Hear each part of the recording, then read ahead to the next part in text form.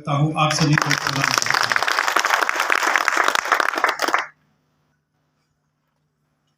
मैं जब चुनाव लड़ रहा था तो कांग्रेस पार्टी का प्रत्याशी था, कांग्रेस पार्टी का उम्मीदवार था। लेकिन आज जब मैं विधायक बना हूं, मैं सभी का विधायक, आज मैं उन सभी का भी विधायक हूं जो मेरे समर्थन में नहीं थे किसी कारणवश।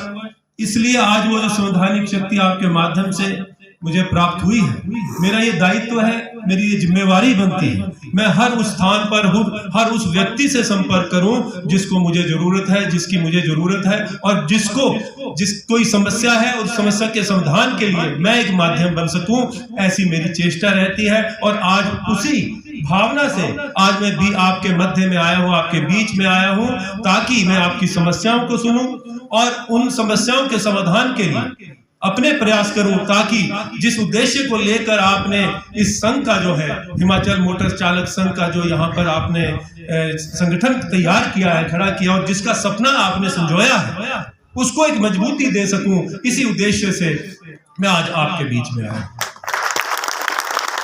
ये कहा गया है, शास्त्रों में भी लिखा है कि संघे शक्ति कलयुगे, संघ में ही शक्ति है। आज आप सभी एक बहुत महत्वपूर्ण भूमिका जो है समाज में निभा रहे हैं। हिमाचल प्रदेश में दो जो सीमेंट उद्योग आज हमारे अर्की विधानसभा क्षेत्र में अल्ट्राटेक और अंबुजा सीमेंट प्लांट में जो यहाँ पर कार्यरत ट्रांसपोर्टर्स हैं, हर घर से ट्रांसपोर्टर्स है, सही कहा आदरणीय शंकर सिंह ठाकुर जी ने, हर घर से ट्रांसपोर्टर है, हर घर से ड्राइवर भी है।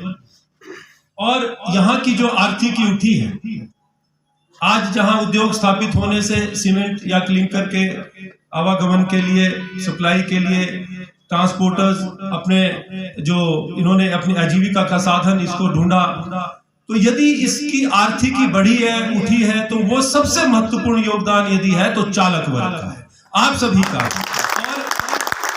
और मगर आपकी भूमिका इतनी महत्वपूर्ण होने के बावजूद एक ही बड़े दुख का विषय है कि आप सभी लोग विकास की दृष्टि से भी पिछड़े हैं। आज आपकी सामाजिक सुरक्षा, आपकी आज आर्थिक सुरक्षा की कोई जिम्मेवारी नहीं ले रहा है, जिसको शायद मैं ये समझता हूं क्योंकि आपने मेरे समक्ष कोई ऐसी मांग नहीं रखी है। लेकिन मैं भी एक ट्रांसपोर्टर हूं और मैं आप सभी की मनोदशा से परिचित हूं, समझता हूं, आपकी भाव को समझता हूं, और मैं आपके साथ हूं। जो आप लड़ाई लड़ रहे हैं, जिस उद्देश्यों को लेकर आपने हिमाचल मोटर चालक संघ का जो आपने ये संगठन खड़ा तैयार किया है, मैं इसमें आपके साथ पूर्णतः आपके साथ हूं। जहां भी आपको मेरी जरूरत पड़ेगी, मैं कंधे से कंधा मिलाकर आगे लीड करके आपके साथ हूं।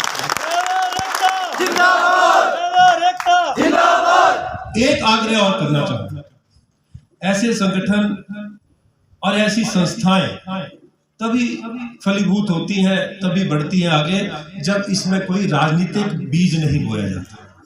ये मैं क्योंकि ये एक आपका करियर है, आपका रोजी रोटी का एक माध्यम है, रोजी आजीविका का एक साधन है। अगर आप इसमें, जैसे श्री आदरणीय श्री जयकिशन ठाकुर जी ने कहा कि इसमें जहां कहीं भी आपने अपने को एफिलिएट किया किसी राजनीतिक संस्था से, तो आपका जो उद्देश्य फेल हो जाएगा, आपका पर्पस फेल हो जाएगा, आप अपने उद्देश्य पर नहीं सफल होगा। ये मैं आपको कहना चाहता हूं। मैं भी आज यहाँ पर किसी राजनेता के तौर पे नहीं आया हूं, मैं आज आपका जो प्रतिनिधि बनकर यहाँ पर आया हूं, जो एक उम्मीद, जो आपकी एक आशा मुझसे है, उस उम्मीद को बरकरार रखने के लिए आज मैं आपके बीच में आया हूं, ताकि आने वाले कल को फिर से मैं आपके बीच में आ सकूं और आपसे भी मैं अपने लिए सहायता मांग सकूं कि आप मुझे सपोर्ट करें। तभी मैं आ पाऊंगा यदि मैं आपसे निष्पक्ष भाव से जो है आपके लिए कार्य करूं। तो ये बहुत जरूरी है, और ये एक अनऑर्गेनाइज्ड सेक्टर है। इसमें ये जो ट्रांसपोर्टेशन, ये सिर्फ चालक वर्ग नहीं है, ये पूरा ट्रांसपोर्टेशन का जो ये सेगमेंट है, ये जो कार्य हो रहा है यहाँ पर, ये एक अनऑर्गेनाइज्ड सेक्टर है। इसके बारे में किसी ने भी नहीं सोचा, बिल्कुल सही है। और शंकर सिंह ठाकुर जी से मैं बहुत पहले से परिचित, रूबरू होकर नहीं मगर अखबार के माध्यम से आपके बयान, आप बेबाक बयानों के लिए जाने जाते हैं, ये भी मैं जानता हूँ। आप कर्मचारी होते हुए भी आपने सरकार है, चाहे आप सरकार के पक्ष में चाहे सरकार के विपक्ष में, लेकिन कर्मचारियों के पक्ष में आपने जब आवाज उठाई तो वो पूरा प्रदेश आपको जानता है, इसलिए आपको परिचय की जरूरत नहीं। और मंच से जो बातें आपने बोली वो ही व्यक्ति बोल सकता है जिसका निजी स्वार्थ नहीं होता है, और मैं इसके लिए आपको प्रणाम करता हूं।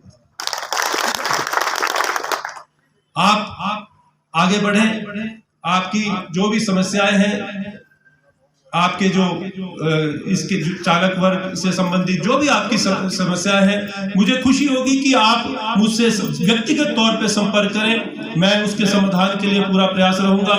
आज आपको एक सामाजिक सुरक्षा देने की जरूरत है, आज आपको आर्थिक सुरक्षा देने की जरूरत है। बहुत सी कमियां जो आज यहाँ पर कार्यरत सीमेंट उद्योग है, उनके मैनेजमेंट द्वारा जो है कुछ नियम बनाने की जरूरत है। आप लोड लेकर जाते हैं, कई दिनों तक आपको 2-3 दिन हो जाते हैं, अनलोड नहीं होता है।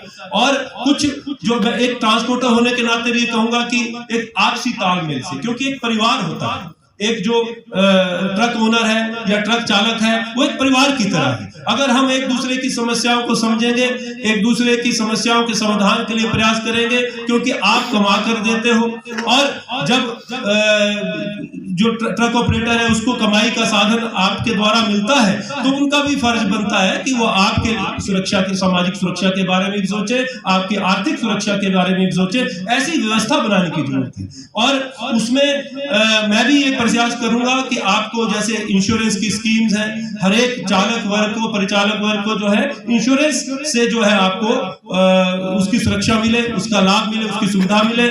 इस तरह की कैसे इसको क्योंकि व्यवस्थित करने की जरूरत है, तो उसके लिए जहां भी आपको मेरी जरूरत पड़ेगी, मैं आप सिर्फ मुझे एक दिन पहले सूचित करें, क्योंकि कार्यक्रम बन जाते हैं और संख्या की जरूरत नहीं है। देखिए 1 से 10, 10 से 100, 100 से 1000 बनते समय नहीं लगता है, एक को आगे आना पड़ता है। जब एक व्यक्ति आगे आता है तो उसके पीछे कारवां बनता है। ये मेरा अपना व्यक्तिगत अनुभव है।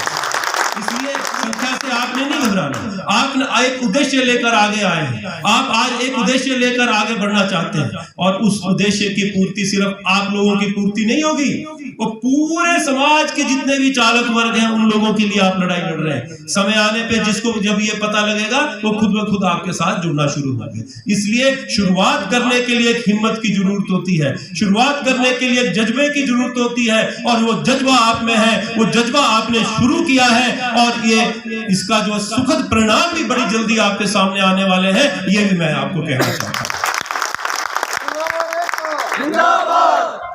तो अधिक समय नहीं लूंगा, लेकिन ये जरूर मैं कहना चाहूंगा कि आप की जो भी समस्याएं हैं, आपने कुछ मांग पत्र भी बनाया होगा, और मैं चाहूंगा कि आप, क्योंकि इस तरह के जब हम आयोजन करें या कार्यक्रम करें, उसका कुछ एक परिणाम भी निकलना चाहिए कि जिस उद्देश्य को लेकर आप यहाँ एकत्रित हुए, अपने समय खोया है, और समय कीमती है, समय की आप कीमत नहीं लगा सकते। आप जब यहाँ से जाए तो आपके पास एक निचोड़ भी होना चाहिए कि आज हमने यहाँ इकट्ठे होकर ये पाया। तो ये कब संभव हो सकेगा, जब आप उसको 4 लाइनें लिखकर हमें देंगे।